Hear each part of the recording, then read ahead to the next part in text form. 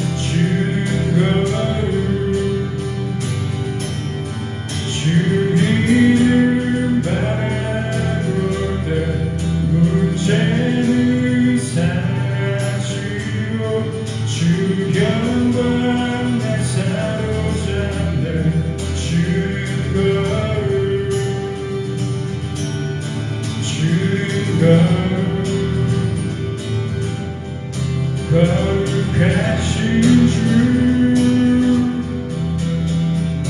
영원히 내만 고백하네. 오직 주 영광 위에 살리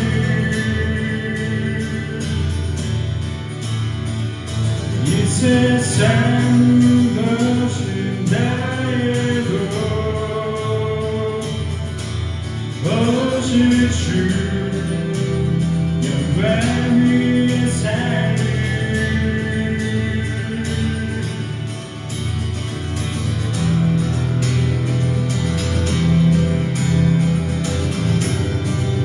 저는 아무 말 할 수 없고 아무 말 할 수 없고 숨 쉴 수 없다 해도 내 영주께 외치네.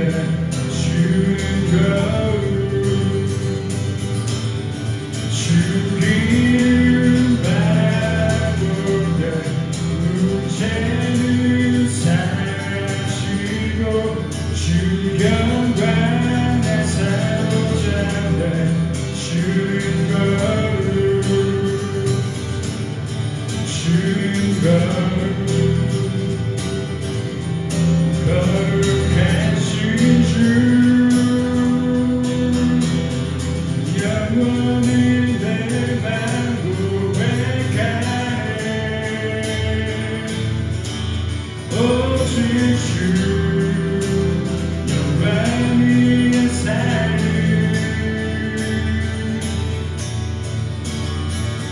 이 세상 무엇이 나에도 오직 주 영광 위에 살리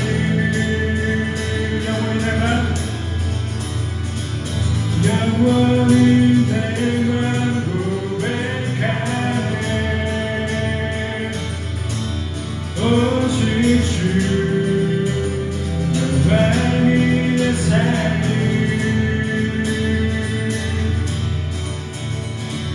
이 세상 무엇이 나에도 오직 주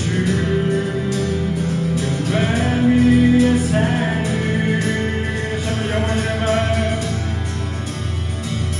영원히 내만 고백하네. 오직 주 영광 위에 살리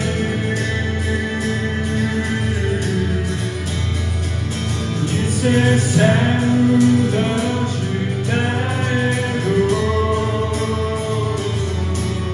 오직 주 영광 위에 살리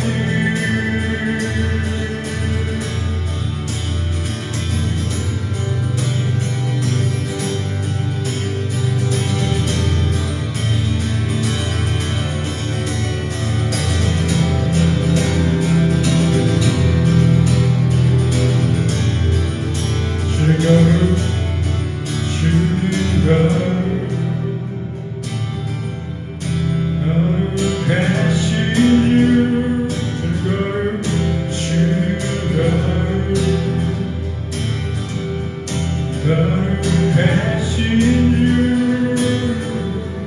주 거룩하신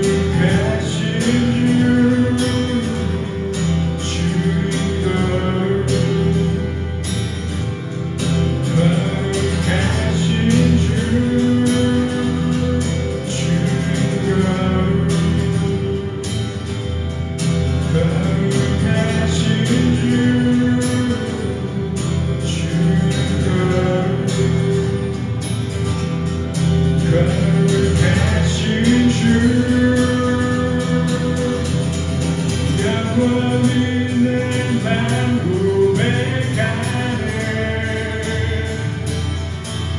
오직 주 영광 위에 사는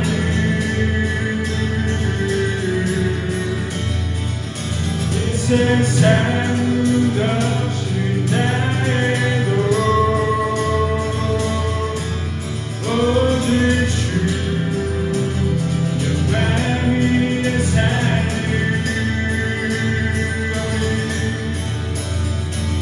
영원히 내만 고백하네 오직 주 영광 위에 사는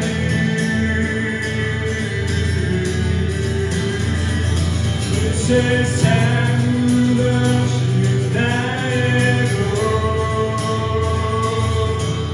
오직 주 영광 위에 사는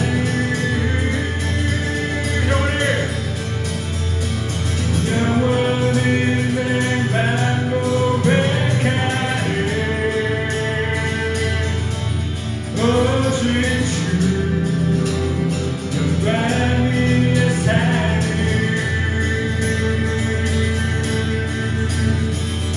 이 세상 덕시 나에도 오직 주 영광 위에 사는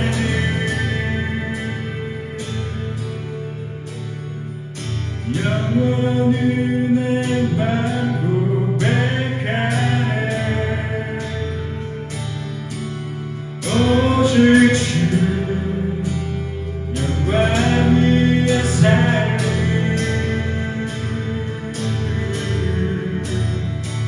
이 세상 무너진 나에도 오직 주 영광 위에 사는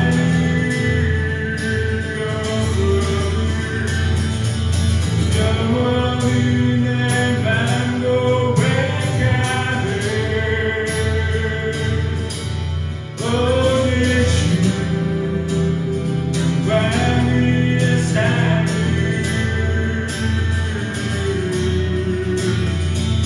이 세상 무너진 나에도 오직 주 영광 위에 사는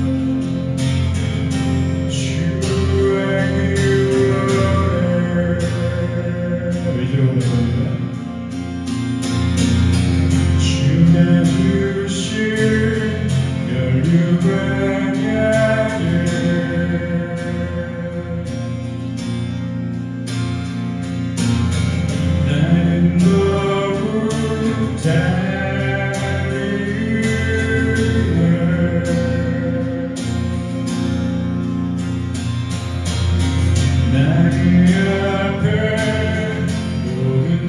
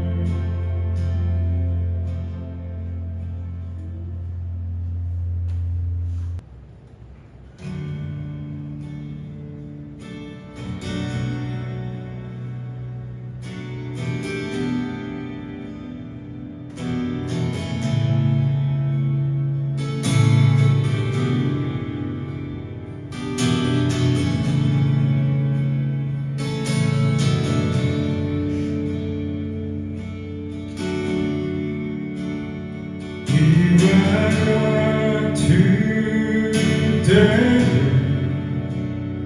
난 노래하는 사랑은 노래하는 주님께 이와 같은 때에 손 높이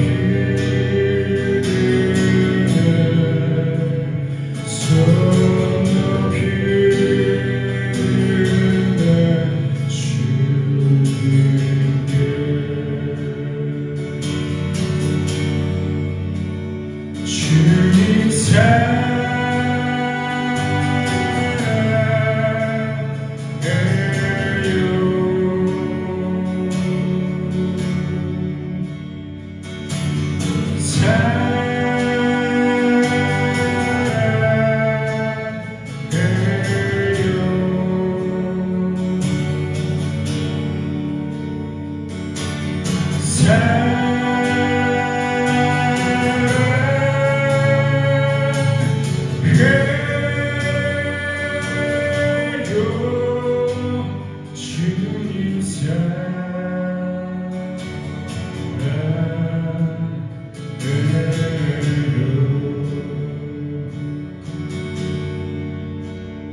이와 같은 때에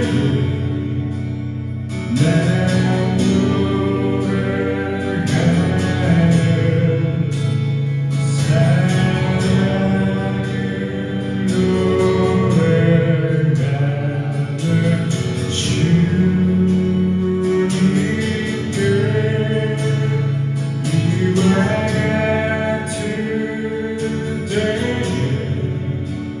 손 높이 들어 손 높이 들어 주님께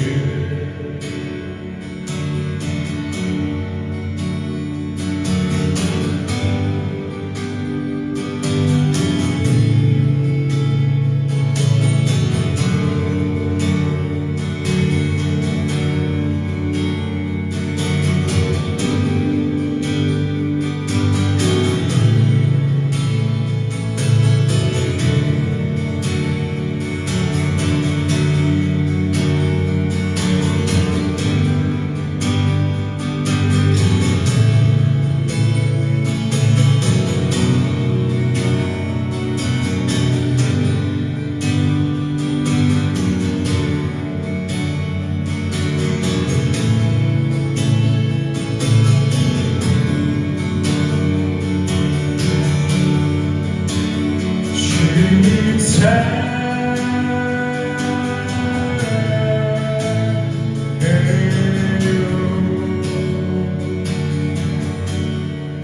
주님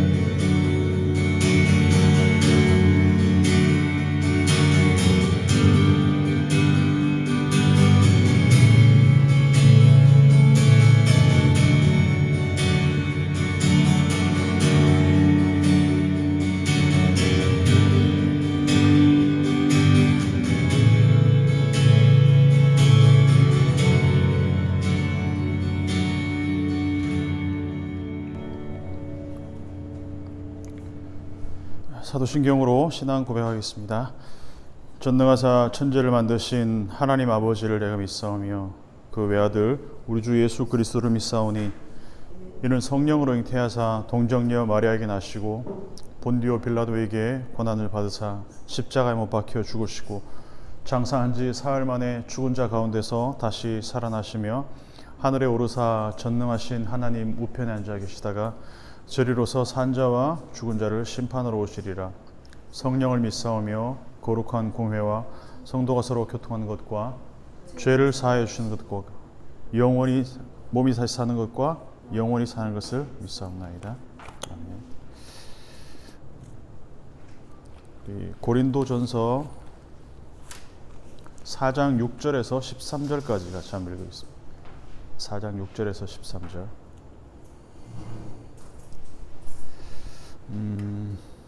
6절에서 13절 한 절씩 교독하고 마지막 절 같이 읽겠습니다. 형제들아, 내가 너희를 위하여 이 일에 나와 아볼로를 들어서 본을 보였으니 이는 너희로 하여금 기록된 말씀 밖으로 넘어가지 말라 한 것을 우리에게서 배워 서로 대적하여 교만한 마음을 가지지 말게 하려 함이라.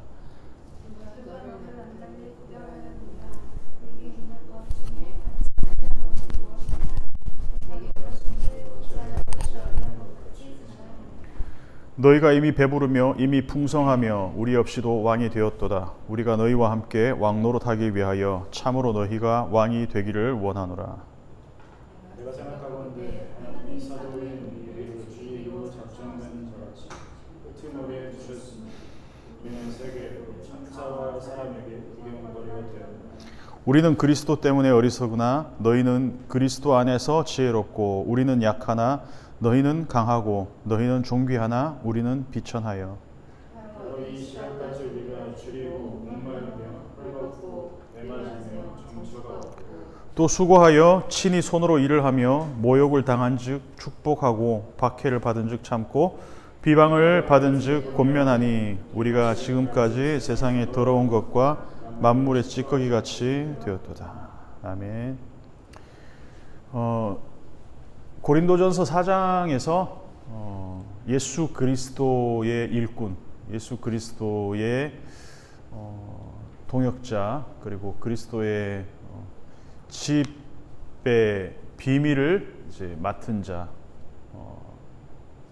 배 아래에서 노를 젓는 노예와 같이 신분적인 문제가 아니라 어떤 결정권이나 아니면 방향성이나 목적이나 이런 모든 것에 있어서 오직 하나님과 그 아들이신 예수 그리스도를 온전히 따라가는 그러한 일꾼으로서의 어떤 모습을 이제 4장에서 계속 보여주고 있는데 1절에서 5절까지는 충성스러운 일꾼이어야 된다라는 얘기를 했습니다. 그리고 나서 6절하고 7절은 본이 되는 모습, 본이 되는 자로서의 일꾼에 대해 보여주고 있고, 그래서 8절부터 13절까지는 때로는 이 일꾼은 고난을 받는 자리에 있을 수도 있다라는 이야기를 하고 있습니다. 그리고 오늘 본문에서 읽지는 않았지만 14절에서 21절까지는 때로는 아버지와 같은 존재가 되기도 해야 된다라는 이야기를 쭉 하고 있습니다.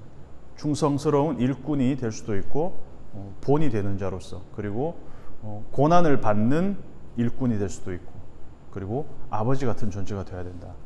1절에서 5절까지 그리스도의 일꾼, 휘페레소, 휘포, 에레소, 배 아래에서 노를 젓는 자, 그러니까 결정권이 없이 오직 하나님을 향한 충성이 요구되는 자. 그래서 판단 유보라는 표현을 썼습니다. 주님이 오시기 전까지 판단을 할 수는 있으나 그것이 어떤 파이널 저지먼트, 최종 판단은 결코 아니라는 것. 주님의 몫이라는 것. 그래서 판단 중지. 그래서 정리하자면 그리스도 일꾼으로서 부르심을 받은 사역자는 충성스럽게 주님의 뜻대로 사역하되 누구에게도 또 누구도 심지어 자기 자신도 자기가 판단하거나 판단받아서는 안 된다라는 이야기를 1절에서 5절까지 했습니다. 그러면서 6절과 7절에서는 본이 된다라는 표현을 쓰고 있는데 모범이 되어야 된다는 이야기를 하고 있습니다. 첫 번째 문장을 보시면 6절에 형제들아 내가 너희를 위하여 이 일에 나와 아볼로를 들어서 본을 보였으니 이렇게 쓰고 있습니다. 그래서 본을 보였다라는 헬라어는 메타라는 이 형태, 이 메타라는 그러니까 뒤에라는 어떤 그런 이 전치사하고 형태라는 뜻하는 스케마가 합한 단어입니다. 메타 스케마티사라고 표현되고 있는데, 그러니까 어떤 모습 뒤에 있는 또 다른 모습이란 거죠. 이제 이게 부정적인 의미가 되면 이런 거죠. 그러니까 고린도 후서에 3번 등장하는데 다 부정적 의미로 등장하고 있습니다. 변장하다, 가장하다, 위장하다. 어떤 모습 뒤에 있는 또 다른 모습. 근데 이게 완전히 그냥 부정적인 의미로만 쓰인 게 아니고 긍정적인 의미로 여기서는 쓰이고 있는데, 신약의 5번 중에 고린도 후서에서만 3번 쓰이고 있어요. 그때 다 가장하다, 위장하다. 그러니까 거짓 사도가 그리스도의 사도로 가장한다. 사탄이 빛의 천사로 위장한다, 가장한다. 사탄의 일꾼이 의의 일꾼으로 가장한다. 이런 뜻으로 쓰였어요. 근데 오늘 본문에서는 부정적인 의미는 아니죠. 오늘 본문에서는 트랜스폼의 의미가 좀 더 강합니다.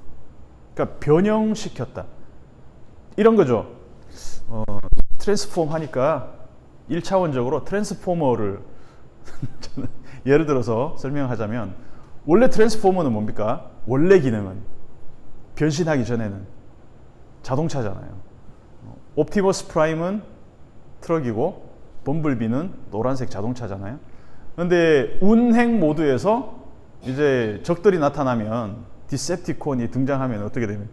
배틀 모드가 되면은 갑자기 막 일어나가지고 이제 배틀 모드로 변하는 거죠. 기능이 바뀌는 거죠. 그러니까 사도들이나 일반 성도들이나 똑같은 사람이잖아요. 그냥 차이가 없습니다. 그렇지만 하나님의 일을 하기 위해서 어떤 또 다른 모습으로 변형할 수도 있다. 그러니까 기능적인 변형을 할 필요가 있다라는 이야기를 하는 거죠. 우리 찬양 인도하신 우리 윤 목사님 같은 경우는 뭐 집에서는 남편이고, 또 예배 때 찬양을 인도할 때도 있고, 또 학교를 다닐 때는 또 학생이 될 수도 있고, 또 청년들을 가르칠 때는 또 설교자로 변할 수도 있고, 그러니까 모두가 기능에 따라서 달라지는 거죠. 바울과 아볼로가 특별히 어떤 다른 사람들보다 나아서가 아니라 그래서 나은 존재이기 때문에 사역자로 부른 게 아니라는 거죠. 기능적으로 뛰어난 기질과 부분들이 있고, 또 학문들을 함에 있어서 어떤 하나님의 일을 하는 데 있어서 이것들이 기능적으로 어떤 역할을 하는 부분이 있다라는 거죠. 특별하게 그걸 극대화시킨다는 거죠. 그래서 기능적으로 특별히 뛰어난 은사를 주신 분도 하나님이시다. 고린도전서 후반부에 이제 은사에 관한 게 쭉 나오잖아요. 뭐 방언에 관한 거, 예언에 관한 거, 이거 쭉 나오잖아요. 그러니까 왜 이런 은사들을 주셨을까? 왜 주셨을까? 아, 나 이런 은사 있어.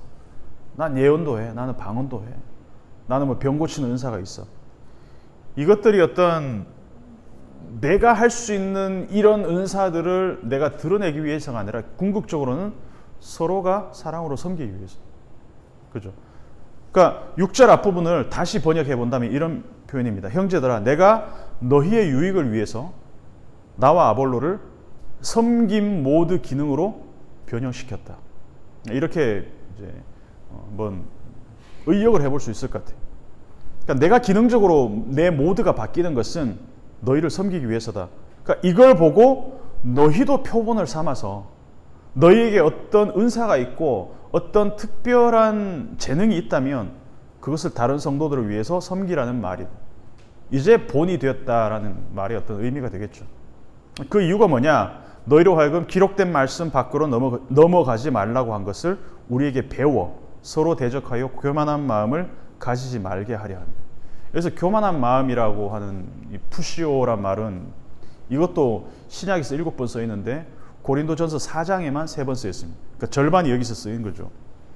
18절에 보면 어떤 이들은 내가 너희에게 속히 나아가지 아니할 것 같이 스스로 교만하여졌으나 19절에는 교만한 자들의 말이 아니라 오직 그 능력을 알아보겠습니다. 그러니까 원래 이 푸시오라는 말의 뜻은 이런 거예요. 부풀어 오르는 거. puff up. 그러니까 blow up, puff up 이런 의미입니다. 그러니까 실제보다 나를 크게 부풀리는 거. 그게 교만이라는 거죠. 왜 부풀릴까?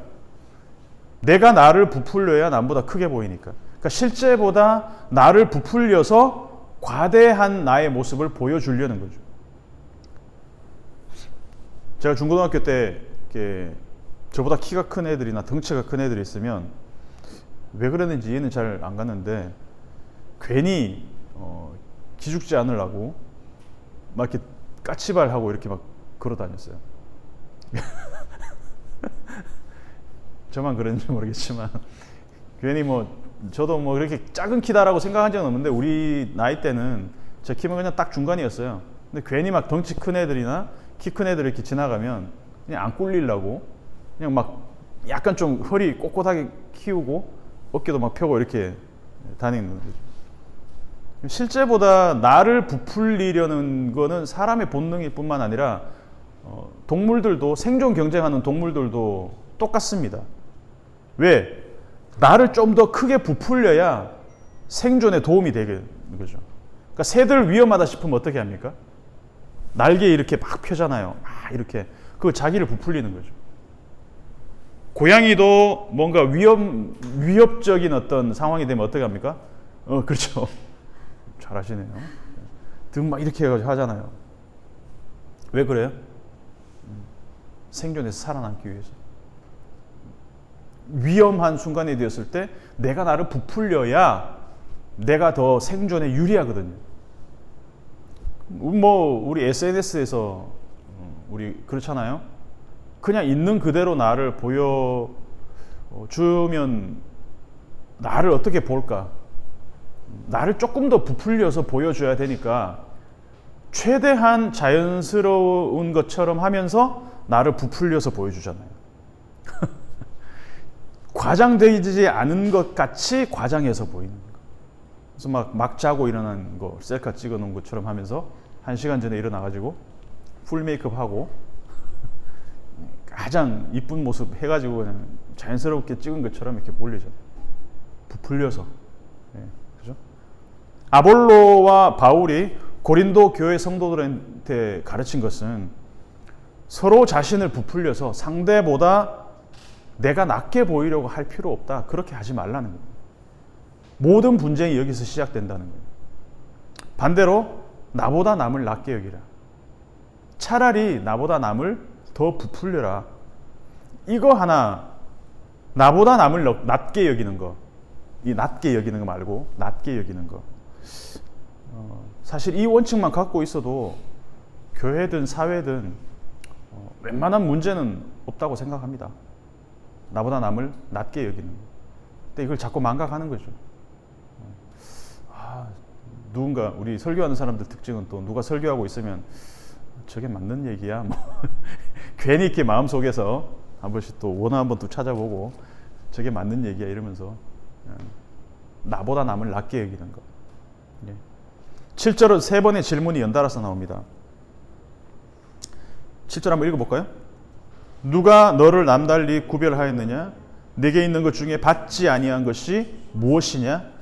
네가 받았은즉 어찌하여 받지 아니한 것 같이 자랑하느냐? 세 번의 티스라는 표현이 있었습니다. 그러니까 누가도 티스, 무엇이냐도 티스, 그리고 어찌하여도 티스입니다. 영어로는 who, what, why 이렇게 다양한 의문사가 쓰이지만 헬라어로는 다 통일시켰습니다. 누가 너를 남달리 구분하였느냐? 자, 다른 절에서는 전부 너희라고 나와요. 근데 7절에서만 너라고 단수 2인칭으로 이렇게 부르고 있어요. 그러니까 제가 이렇게 설교하다가 여러분 하나가 당신 이렇게 1인칭으로 하면 뭔가 나한테 하는 소린가? 주의를 집중시키는 거죠. 그러니까 첫 번째 반문입니다. 누가 너를 남달리 구별하였느냐? 6절에서 자신을 부풀린다는 거, 이렇게 교만하다는 거, 이렇게 푸시오랑 같은 맥락이죠. 네가 그렇게 남들보다 잘나냐? 원래부터 잘난 존재냐? 남들보다 네가 특별하게 잘난 게 있어서 하나님이 나를 택하셨냐? 너를 택하셨냐? 이 질문의 답은 뭐냐? 이렇게 질문한다는 건 뭐예요? 그렇지 않다라는 거죠. 하나님은 너를 대기업의 사원 뽑듯이 프로야구 드래프트에서 선수 뽑듯이 어떤 사회적으로 기능적으로 탁월함을 보고 하나님이 너희를 구별하시고 너희를 택하신 것이 아니다. 그냥 택하신 거다. 너희의 자격 여부가 아니라는 거예요. 며칠 전에 콘크리트 유토피아라는 영화를 봤습니다. 거기 보면 지진으로 모든 건물, 모든 아파트가 다 무너졌는데 아파트 하나만 뚝 서 있어요. 그러고 나서 거기 있는 사람들이 뭐라고 그러냐면 자기들이 뭐라고 그래요? 선택받은 사람이라고 그래요. 뭘 선택받아? 어쩌다 보니까 서 있는 건데. 어쩌다 보니 거기 집안이 그냥 지진의 영향권 아래 없었으니까 그냥 서 있는 건데. 자기들이 잘나서 그냥 그 아파트 살고 있었기 때문에 살아남은 거예요.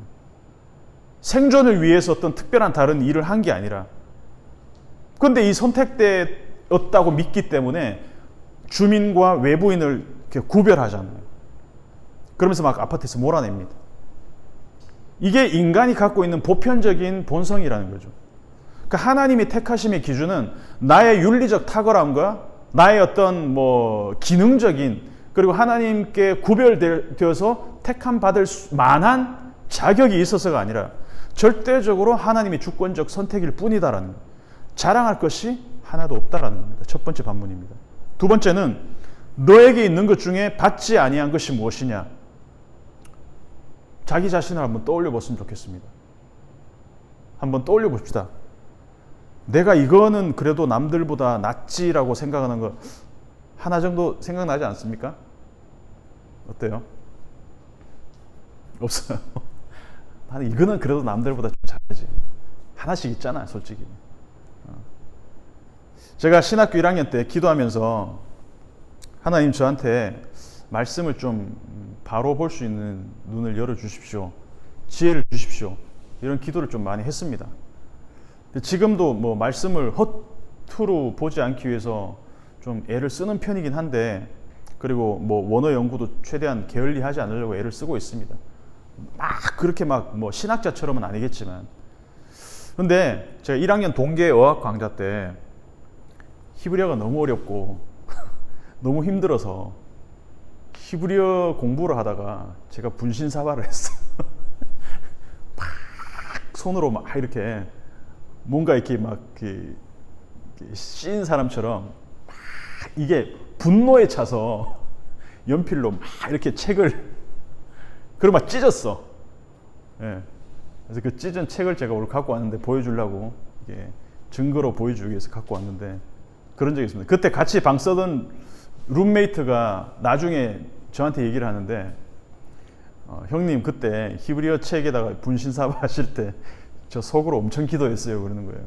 제가 너무 미안해가지고 지금 생각하니까 너무 그때도 되게 미안하고 좀 무안했어요.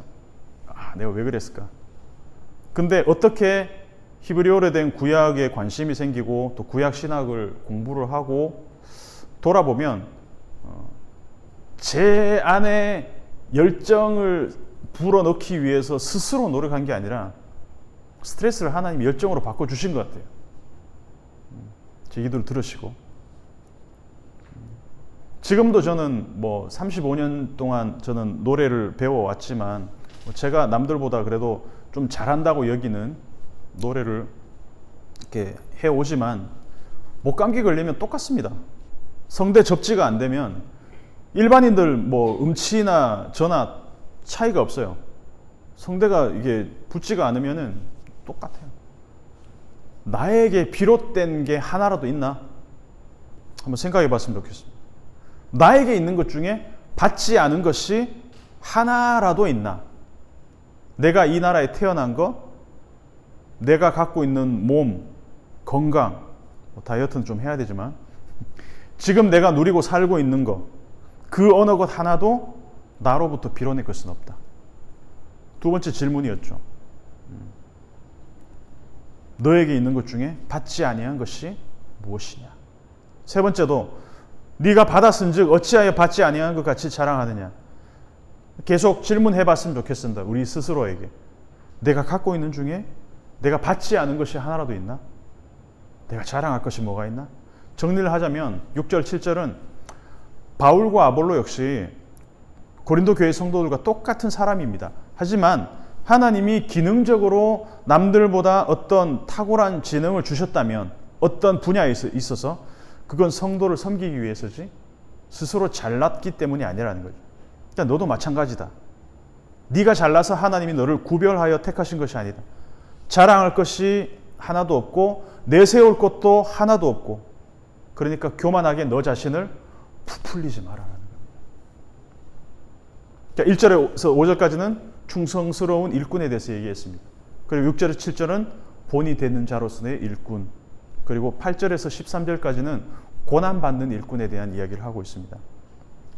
너희가 이미 배부르며, 쭉 나옵니다. 10절까지. 그리고 너희가 왕이 되기를 원한다. 자, 7절에 너를 다시 너희로 바꾸었습니다. 너희가 이미 배부르고 이미 풍성하며 우리 없이 왕이 되었다. 너희와 우리를 계속 대조하고 있어요. 저는 이게 왜 이렇게 바울이 대조하고 있는지 잘 몰랐습니다. 우리는 그리스도 때문에 어리석으나 너희는 그리스도 안에서 지혜롭고, 우리는 약하나 너희는 강하고, 너희는 존귀하나 우리는 비천하며. 9절의 대조는 더 극적이죠. 너희는 왕노릇하지만 우리는 세상의 구경거리가 되었다. 이 구경거리라는 것은 테아트론이란 말입니다. 영어의 테아터, 그러니까 티어터, 그래서 여기서 온 거죠. 그러니까 구경거리, 극장에서 구경거리 같은 존재로 검투사들과 맹수들 앞에 있는 콜로세움 같은 그 원형 경기장에서 구경거리가 되었다. 우리가 극장의 구경거리가 된 바울의 모습. 너희는 왕노릇을 하는 동안 반면에 우리는 끄트머리, 에스카투스, 저 끄트머리에 있는 구경거리고 전락한 모습, 마치 죽음이 얼마 남지 않은 사형수의 모습으로 자기를 표현하고 있습니다.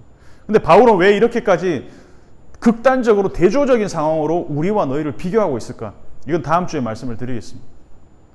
교회는, 고린도 교회가 개척한 지 지금 2년, 3년 채 안 되었습니다. 그러면 어떻겠습니까, 여러분? 복음을 받아들이고 예수를 받아들이기 전까지 이 사람들은 그냥 그리스, 로마, 헬라, 로마 문화에 푹 젖어서 살던 사람입니다. 세계에서 가장 막강한 군사력, 막강한 정치력, 경제력, 문화적으로 풍성한 곳에 살면서 그리스와 로마의 유산을 누리고 살고 있는 이 사람들이, 고린도 사람들은, 이 사람들이 복음을 듣고 성도가 됐다고 했지만 여전히 아직 많이 성장해야 되는 유아적 단계에 있는 사람입니다. 그래서 아직 단단한 것을 먹지도 못하고 저절 먹고 있어야 되는 그런 미숙한 사람들입니다. 그 얘기를 바울이 했습니다. 그래서 이 사람들이 갖고 있는 세계관으로는 복음을 완전히 이해하지도 못했고 삶에서 아직 녹여내지도 못하고 있는 상황입니다. 그때나 지금이나 여러분, 복음은 보편적인 상식하고는 거리가 멀어요. 우리가 일반적으로 갖고 있는 상식적인 생각들하고는 복음은 거리가 멉니다. 뭐라고 얘기합니까? 여러분, 종보다는 왕이 낫잖아요. 왕 되고 싶어 하지 종 되고 싶어 하는 사람 누가 있습니까? 비천한 것보다는 존귀한 게 낫잖아요. 나는 막 비천하게 살고 싶어, 이런 사람 누가 있습니까? 그죠? 돈 없는 것보단 돈 있는 게 낫습니다.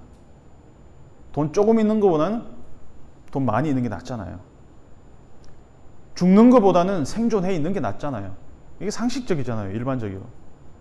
그러니까 헬라적 관점이나 로마적 관점이나 21세기 자본주의 세계의 관점이나 똑같습니다. 여전히 세상 사람들 하나님과 상관없이 산다면 시대를 막론하고 인종을, 문화를 막론하고 사람들의 보편적인 생각은 똑같습니다. 왕이 되고 싶고 존귀하고 싶고 돈 많고 싶고 죽기 싫고, 이거 우리 보편적인 생각 아니겠습니까? 그런데 왜 성경은, 바울은 왕이 아닌 종을 말하고 생존이 아닌 죽음의 이야기를 하고 가난하고 비천하고 업신여기고 고난을 당하고 심지어 만물의 찌꺼기 같이 되는 상황조차도 부끄러움이 아니다라고 떳떳하게 이야기하고 있는 걸까? 왜 그럴까요? 과연 복음이 뭐길래 바울이 이렇게 극단적인 고난의 이야기들을 쭉 열거하는 걸까요? 나 이만큼 고생한 사람이야. 내 경력 봐봐. 나 정처 없이 떠다니고 매 맞고 줄이고 헐벗고 정처 없고 수고하고 손으로 일하고 모욕당하고, 그런데 참았다. 이게 내 경력처럼, 내 프로필처럼 자랑하는 이야기가 절대 아니라는 겁니다. 왜 이런 이야기를 할까요? 어떻게 들으면 구질구질한 것처럼 보이는 이런 이야기를 왜 바울이 하고 있을까라는 거죠. 생명은 고난 없이 그냥 피어나는 건 하나도 없다라는 이야기를 지금 하고 있는 겁니다. 예수님은 고난 당하기 위해서 이 땅에 오셨죠. 그리고 예수님이 오신 그 목적과 계획을 달성하기 위해서 고난은 필수적이었습니다. 여러분, 고난은 그 자체로는 절대로 목적이 될 수가 없습니다. 나는 고난 자체가 목적이야. 나는 고생하는 게 그냥 내 인생의 낙이야. 이런 사람 없잖아요. 우리 아버지 평생 고생만 하다가 죽도록 고생만 하셨어.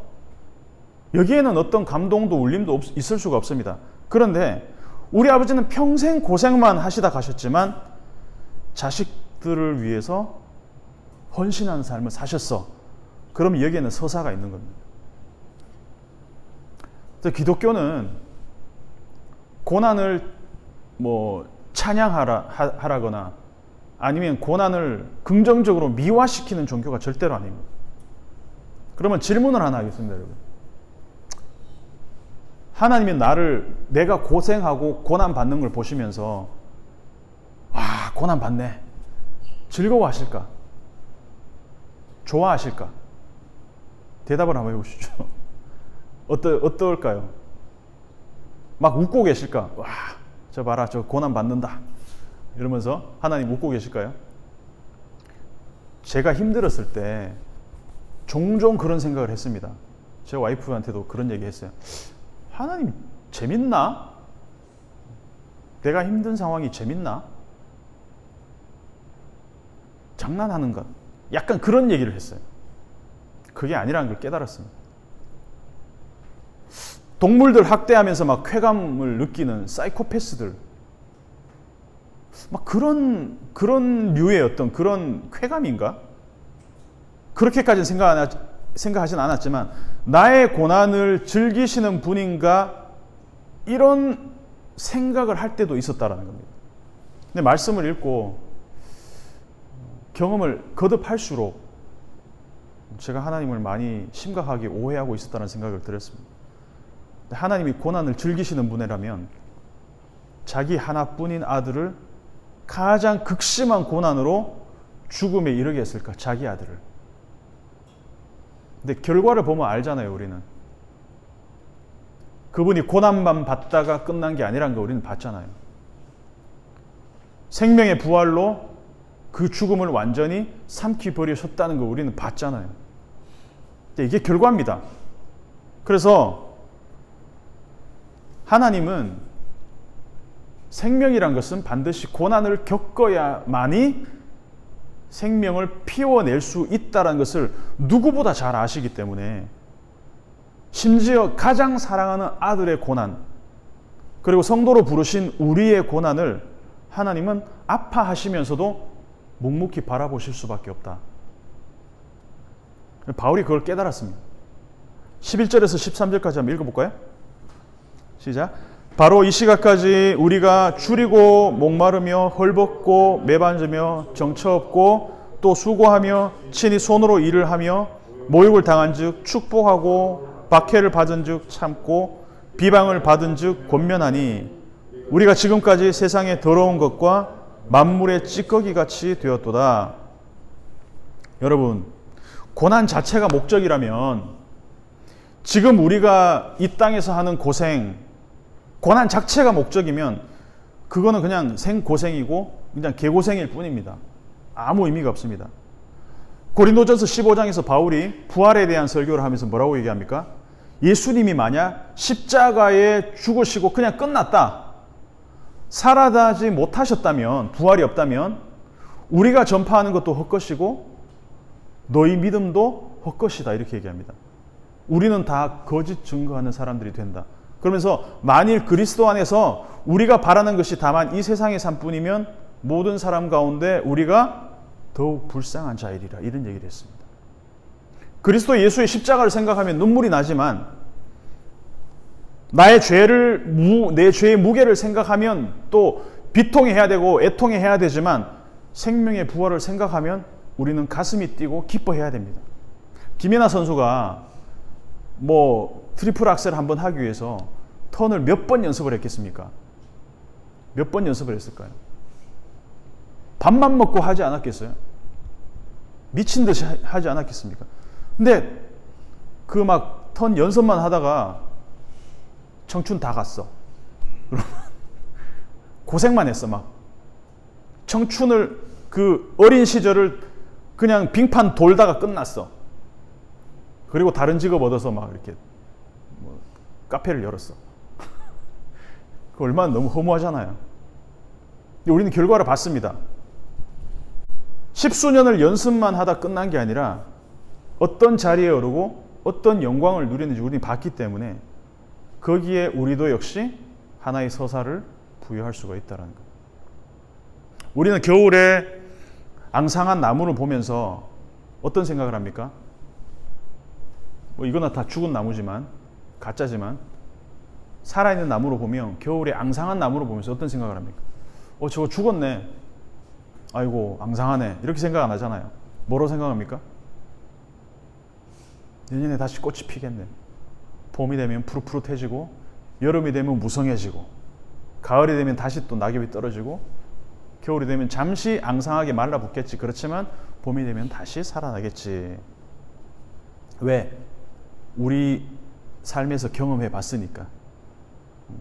그래서 생명을 볼 수 있는 사람은 일시적 고난, 일시적으로 찾아오는 그 앙상함은 그것이 영혼을 삼키지 못한다는 것을 알고 있잖아요. 예수님도 제자들 전도 보내실 때 뭐라고 얘기하십니까? 이 동네에서 박해하면 즐겁게 두들겨 맞고 웃어라, 이렇게 얘기 안 했잖아요. 뭐라고 얘기했어요?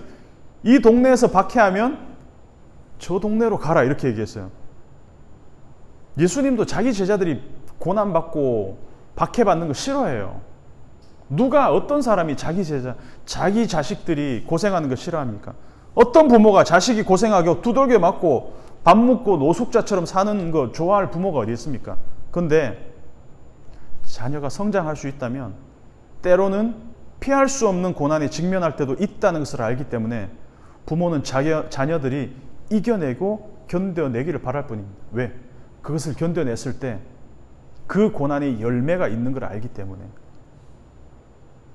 그래서 뒤에 보면, 우리가 오늘 읽은 그 본문 뒤에 보면은 바울이 이야기합니다.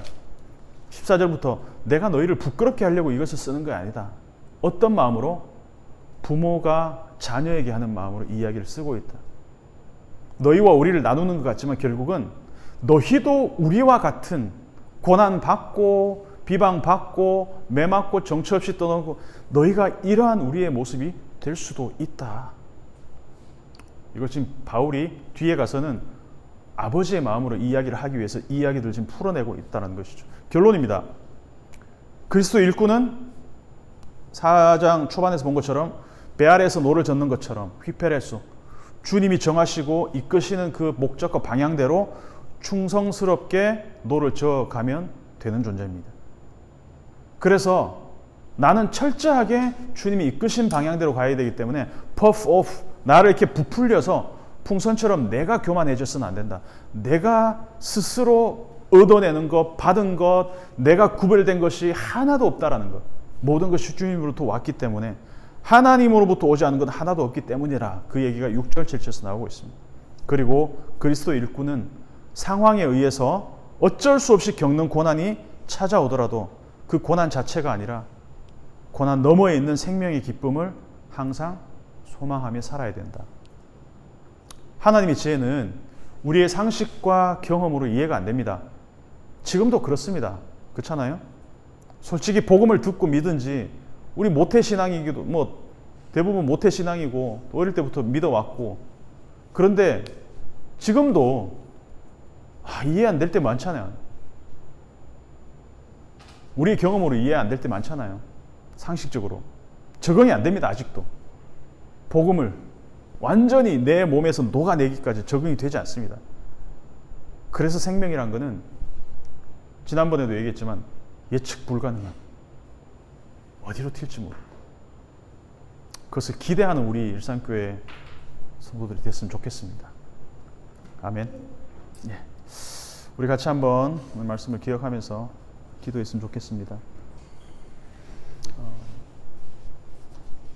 하나님으로부터 오지 않은 것은 하나도 없습니다. 그래서 우리가 그것만 기억한다면 우리가 받은 모든 것, 누리고 있는 것, 또 우리 주위에 함께하는 모든 것, 모든 분들, 모든 동료들, 그리고 가족들 다 하나님의 선물로 우리에게 주어졌다는 걸 생각하시면서 하나님, 우리가 일시적으로 받는 고난들이 길이 없어 보이고 답이 없어 보이고 그것들 때문에 우리의 존재의 의미조차도 흔들릴 때가 있다면 하나님께서 다시 한번 고린도전서 4장 말씀을 통해서 우리에게 그 의미들을 기억하게 하시고 다시 한번 우리가 우리의 모습과 그리고 우리의 정체성을 다시 한번 점검하고 나아갈 수 있도록 우리 스스로와 그리고 우리 가족들과 우리 교회를 위해서 같이 한번 기도하도록 하겠습니다.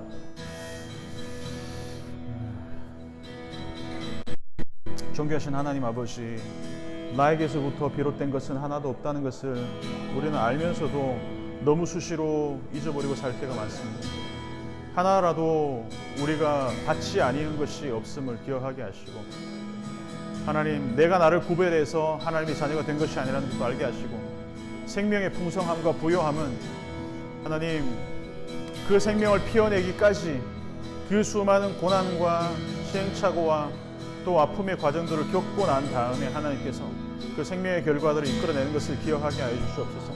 하나님, 나로부터 온 것이 하나도 없기 때문에 내 스스로 나를 푸시오, 하나님 버버프에서 부풀리는 것이 아니라 하나님 항상 나보다 남을 낮게 여기게 하시고, 그리고 나의 이 부풀려진 과대해진 비대해진 자아를 통해서 하나님 나를 제대로 보지 못하게 하시고, 그리고 나를 향한 하나님의 뜻을 제대로 분별하지 못하는 어리석은 그런 실수를 범하지 않게 하나님 도와주시옵소서.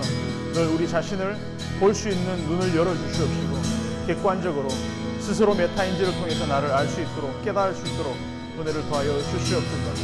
우리 교회가 이 방향을 갖고 나갔으면 좋겠습니다.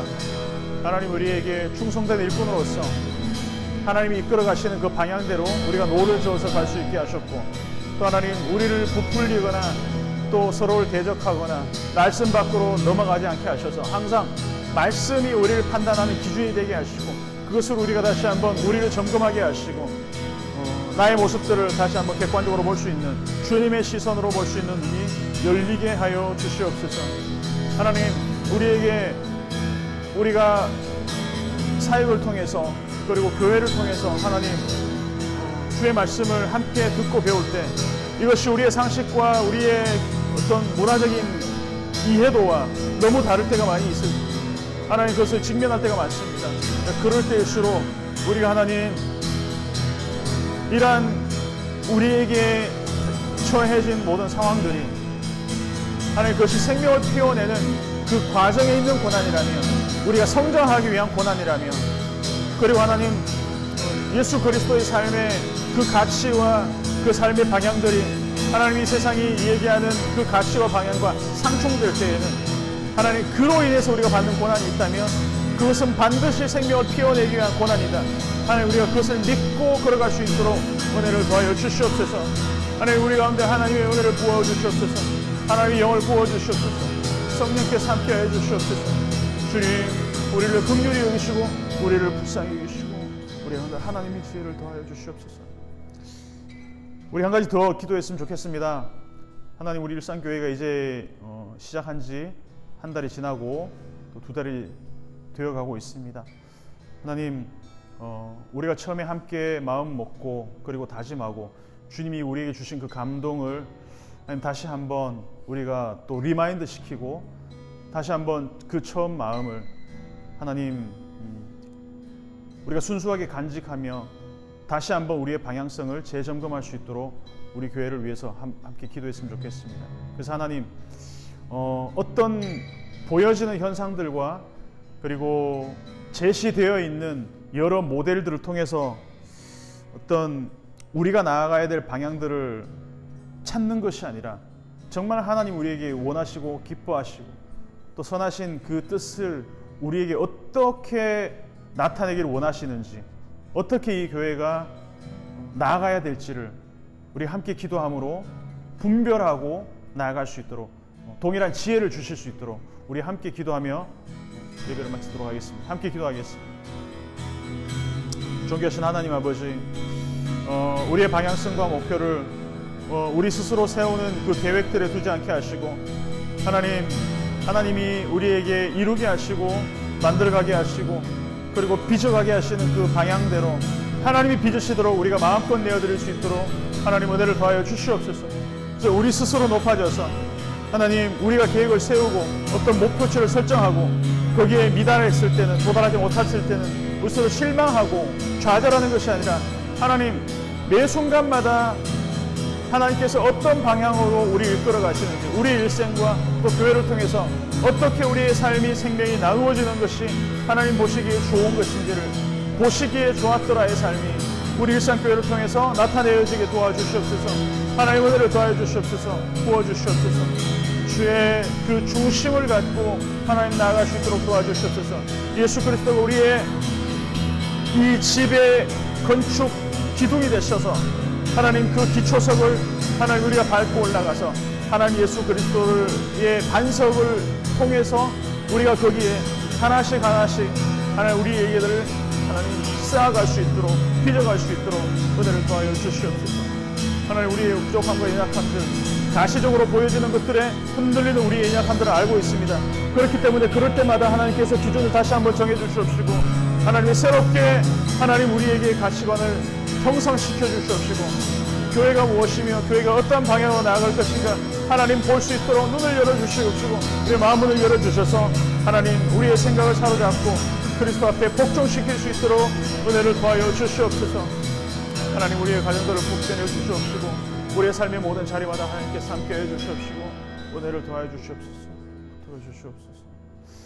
존귀하신 하나님 아버지, 예배를 통해서 주님이 높임 받으시고 주님이 영광 받으시고 주의 이름이 온전히 영화롭게 되시고, 또한 그 하나님의 말씀이 우리를 파고들었을 때 그것이 튕겨나가지 않게 하시고 우리의 삶 모든 자리마다 녹아나는 시간들이 될 수 있도록 도와주시옵시고, 그것이 소화되고 또 그 소화된 자리들마다 우리의 삶의 모든 자리에서 그것들이 실력이 되고, 또 우리가 의도적으로 누군가에게 보여지기 위한 크리스찬으로서의 삶이 아니라 하나님 그냥 자연스러운 생명의 그 모습들이 주의 말씀으로부터 하나님 비롯되게 해 주시옵소서. 우리가 가지고 있고 그리고 우리가 누리고 있는 것, 우리가 지금 형성하고 있는 그 모든 것들이 하나도 하나님으로부터 온 것이 아닌 것이 없다는 것을 하나님 고린도전서 4장 말씀을 통해서 다시 한번 우리가 리마인드하게 하시고, 하나님 내가 나 스스로를 구별해서 내가 자격이 되어서 주의 자녀로 발탁된 것이 아니라 그냥 하나님의 사랑으로, 하나님의 은혜로, 하나님이 주권적인 선택으로 우리를 택하셨다는 것을 늘 기억하게 하시고 겸비하게 하시고, 우리 스스로를 부풀리지 않게 하시고 항상 겸손하여 주 앞에 무릎 꿇고 늘 나 자신, 남들을 나보다 늘 낮게 여기는 그러한 모습으로 우리 살아가게 도와주시옵소서. 우리가 일시적으로 받는 모든 고난들이 있습니다. 하나님 이것이 나 스스로 나의 죄 때문에 얻는 고난이 아니라 하나님 의롭게 살려고, 하나님 열심히 살려고, 말씀대로 살려고 하다가 부딪히게 되는 벽들이고 고난이고 또 그런 어려움들이라면 하나님 그것은 우리가 생명을 얻기 위한, 그 나아가기 위한 과정에 있는 것임을, 생명을 피워내기 위한 과정이라는 것을 하나님 늘 기억하고 나아갈 수 있는 우리 모든 일상교회 성도들 될 수 있도록 은혜를 내려 주시옵소서. 예수 그리스도 이름으로 기도드립니다. 우리 주 예수 그리스도의 은혜와 하나님의 사랑과 성령의 교통하심이 고난조차도 생명을 피워내기 위함을 믿고 또 우리 자신을 부풀려서 교만하게 되어 주님을 잊어버리고 또 함께하는 동료들을 잊어버리고 하나님 내가 과대하게 포장되는 그러한 것을 늘 경계하며 우리 자신을 겸비하며 돌아보기 원하는 우리 모든 일상교회 성도들 머리 위에 영원토록 함께 있을지어다. 아멘.